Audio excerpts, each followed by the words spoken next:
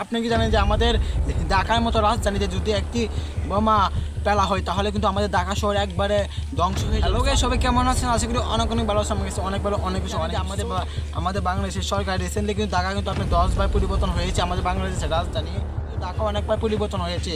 আর এই যে আমাদের প্রিয় রাজধানী ঢাকাতে এত বড় শহর একদিনকে আমাদের বহিষ্কার করতে হবে। কারণ এই যে আমাদের ভারত বা আমাদের যে পাকিস্তান, যে আমাদের যে পার্শ্ববর্তী দেশগুলো রয়েছে আমাদের শত্রু, এই যেমন ভারত যদি আমাদেরকে ঢাকা যদি একটা বম মেরে দেয় তাহলে কিন্তু আমাদের ঢাকা একবারে ধ্বংস হয়ে যাবে। আর এই মানুষগুলো কিন্তু একবারে অসহায় হয়ে যাবে।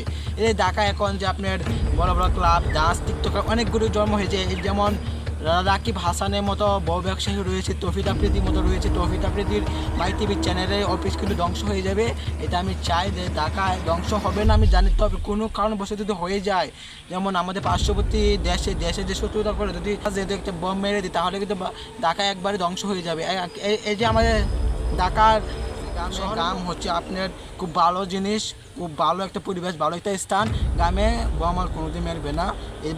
বিশেষ করে আমাদের যে শহর অঞ্চলে আসে সেগুলোতে বোমা মেরে দেয়।